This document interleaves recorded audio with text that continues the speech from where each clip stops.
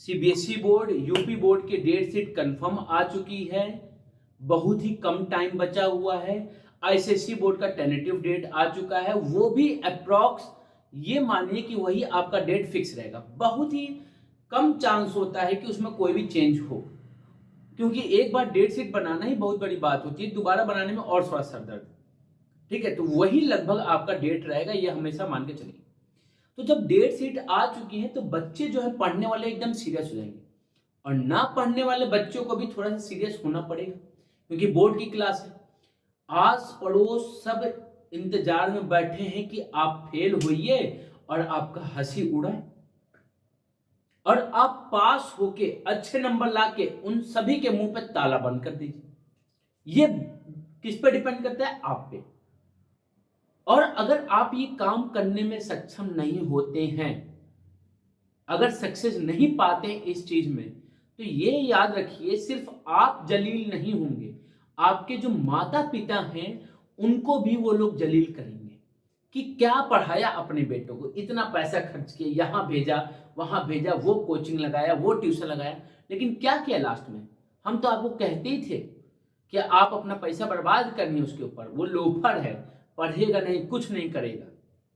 तो ये कंडीशन समझिए कि आपके मदर और फादर के लिए वो कंडीशन क्या होगी जब अगल बगल वाले पिन पॉइंट करेंगे एक लड़के को लेके, एक लड़की को लेके, उनके माँ बाप को।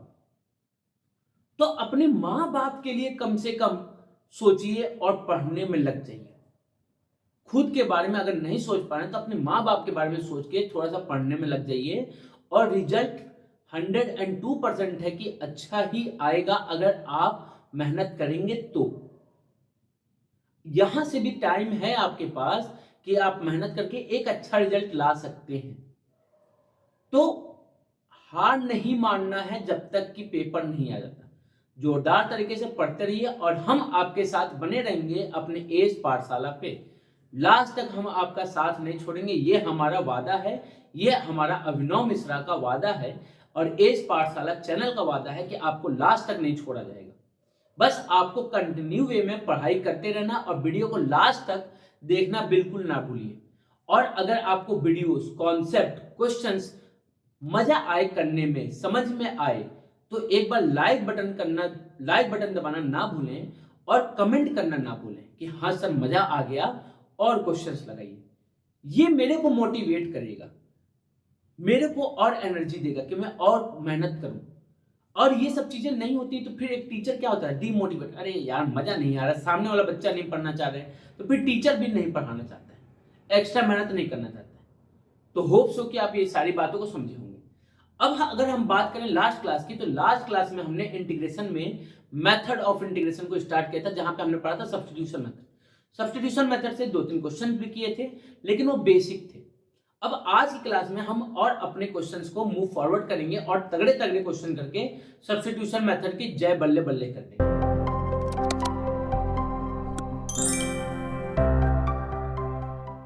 अब इन दो प्यारे क्वेश्चन से हम आज की क्लास को अपने स्टार्ट करते हैं। पहला क्वेश्चन क्या कह रहा है? तो पहला क्वेश्चन की अगर हम बात करें तो आपने कभी पहले क्वेश्चन में आपको इंटीग्रेट करना है 2x sin x square plus 1 dx। भाई x का फंक्शन है तो x के रिस्पेक्ट में आप इंटीग्रेट करें। आपने कहा भाई देखिए बहुत कुछ दिक्कत नहीं है, लेकिन दिक्कत ये जो अंदर लिखा हुआ वो कर रहा हूं, क्योंकि हमने साइन x का इंटीग्रेशन पढ़ा है और यहाँ पे x स्क्वायर प्लस 1 लिखा हुआ है।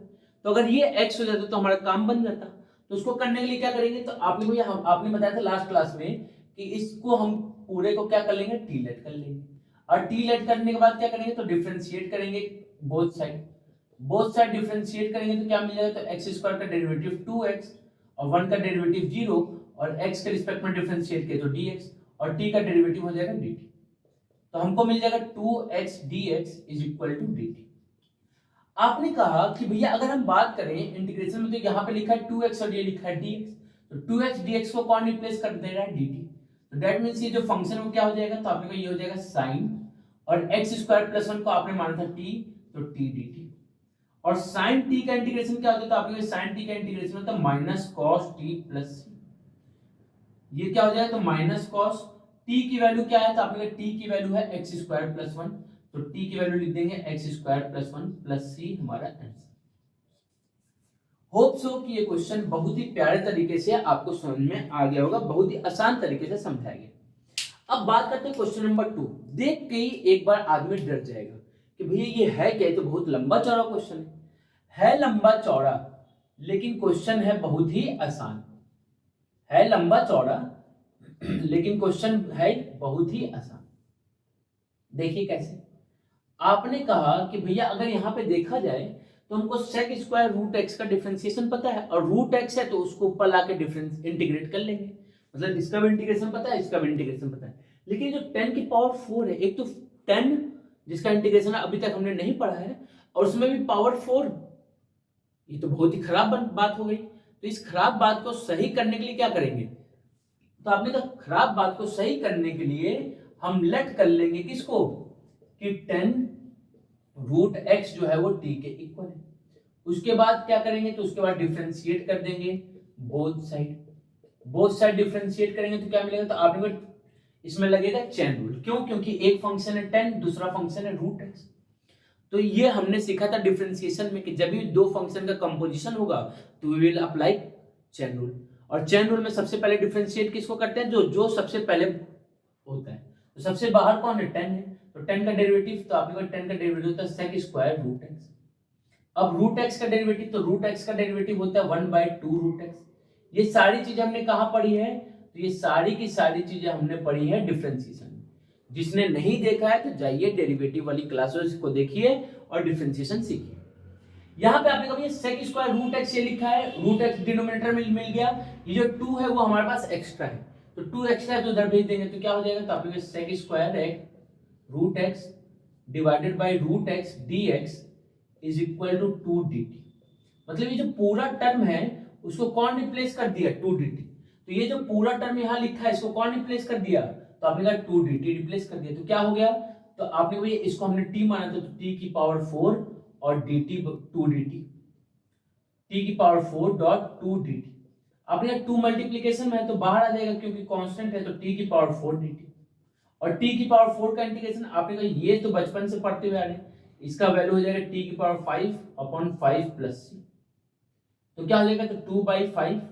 और t क्या था, तो t आपने माना था 10 रूट x को, तो क्या हो जाएगा, तो आपने कहा 10 की power 5 root x plus c, ये हमारा क्या हो जाएगा आंसर। बहुत ही प्यारे तरीके से दो निराले से क्वेश्चन को हमने निपटा दिया। अब जो हमने दो फॉर्मूले को छोड़े थे, हमने वहां पे जब हमने पढ़ा था टी रेशियो, तो साइन और कॉस का तो इंटीग्रेशन कर लिया था, 10 कॉट सेक और कॉसेक का फॉर्मूले को छोड़ दिया था। तो अब इस क्लास में हम उन फॉर्मूलेस को भी देखेंगे कि उनका इंटीग्रेशन कैसे किया जाता है। चलिए, तो अब हम जो सीखने जा रहे हैं वो सीखने जा रहे हैं इंटीग्रेशन ऑफ 10x dx, और फिर एक सीखेंगे, पहला ये सीखेंगे और दूसरा सीखेंगे integration of cot x dx। तो सबसे पहले हम 10x dx से शुरू करते हैं। तो आपको इंटीग्रेशन किसका करना है, 10x dx का। आपने कहा कि बेस सब्स्टिट्यूशन पढ़ने के बाद हमारी जो बुद्धि है थोड़ी सी खुल चुकी है, तो जब बुद्धि खुल जाती है तो थोड़ी सी हार्ड चीजों को हम पढ़ना शुरू करते हैं।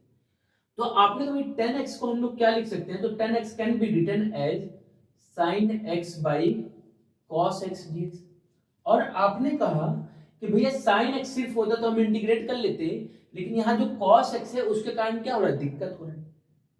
cos x दिक्कत क्यों कर रहा है, क्योंकि डिनोमिनेटर में है। तो आपने कहा जो दिक्कत करता है उसको क्या कर देते हैं, उसी को हटा दो। लाइफ में जो भी दिक्कत करे, लाइफ का फंडा क्या है कि जो भी आपको परेशान करे उसको लाइफ से हटा दो। तो लाइफ में कौन दिक्कत कर रहा है, cos x, तो cos x को हटा देंगे। तो आपने क्या कर लेंगे, तो लेट कर लेंगे क्या, cos x हमारा t के इक्वल। अगर cos x को t माना तो उसके बाद, तो आपने उसके बाद हम क्या कर देंगे, डिफरेंशिएट बोथ साइड। जो दिक्कत किया हटा दिया, डिफरेंशिएट मतलब फिर उनकी यादों को तोड़ दिया। जा तो किसी और के पास खुश हो जा, मेरी जिंदगी में तेरा कोई जगह अब नहीं बचा। तेरी यादों को हमने तोड़ के गंगा जी में बहा दिया, और तेरे ख्वाबों को हमने आग में जला दिया। वाह वाह वाह वाह, ठीक है। तो वाह वाह करते करते फिर वापस से पढ़ाई पे। तो cos x का डिफरेंशिएशन माइनस साइन x, और x के रिस्पेक्ट में तो dx, और t का डिफरेंशिएशन dt। आपने कभी न्यूमरेटर में sin x dx लिखा है, माइनस नहीं है, तो माइनस नहीं है तो माइनस को दूसरी तरफ भेज दीजिए, तो क्या हो जाएगा, तो आपने sin x dx जो होगा that will be equal to minus dt। अगर हम इंटीग्रेशन की बात करें तो आपने भाई sin x dx को माइनस dt ने रिप्लेस कर दिया और cos x को आपने t माना था, माइनस क्या हो जाएगा बाहर और आपको 1/t का इंटीग्रेशन, 1/t का इंटीग्रेशन भैया आपने बताया था कि log t होता है और बाद में लिख देंगे c, तो log t, तो आपने क्या हो जाएगा, तो माइनस log और t की वैल्यू क्या है, तो आपने t हमारा क्या माना गया था cos x, तो क्या हो गया cos x प्लस c। तो आपका पहला तो फॉर्मूला ये बन गया। दूसरा फॉर्मूला आपने कोई देखिए माइनस हम रखते नहीं है लॉग में बाहर, तो क्या हो जाएगा, ये cos के साथ चला जाएगा, तो cos की पावर -1 प्लस c, तो cos की पावर -1 मतलब कि log 1/cos x plus c, तो आपने कहा 1/cos x तो sec x होता है, तो sec x प्लस c, तो हमारा दो फॉर्मूला मिल गया। तो आपने कभी 10x का अगर हम इंटीग्रेशन करते हैं तो वी गेट टू फॉर्मूलाज, दो फॉर्मूलाज क्या क्या है, एक हमारा cos के टर्म में, तो cos के टर्म में होगा minus log cos x plus c, और दूसरा फॉर्मूला कि log sec x plus c। ये हमारे दो फॉर्मूला बने किसके, तो आपने कोई दो फॉर्मूला बने 10x के। सेम एज इट इज हम किसकी बात करेंगे, तो आपने कोई सेम एज इट इज हम बात करेंगे किसकी, cot x की। तो सेकंड को देखते हैं, इसमें क्या इंटीग्रेट करना है, तो आपने कोई cot x dx को इंटीग्रेट करना है। सेम एज इट इज आपने कोई cot x को क्या कर लेंगे, तो cot x को हम sin cos में कन्वर्ट करेंगे, तो क्या हो जाएगा cos x by sin x dx।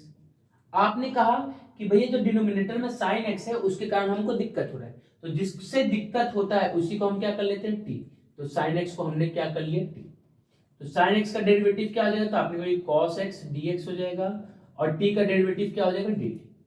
आपने कोई cos x dx को कौन रिप्लेस करा है, dt रिप्लेस करा है, तो इक्वेशन क्या हो जाएगा dt, और sin x को आपने क्या मान लिया था t, तो t हो 1/t का integration log t plus c, आपने कोई ये हो जाएगा log और t की वैल्यू क्या थी sin x, तो sin x प्लस c।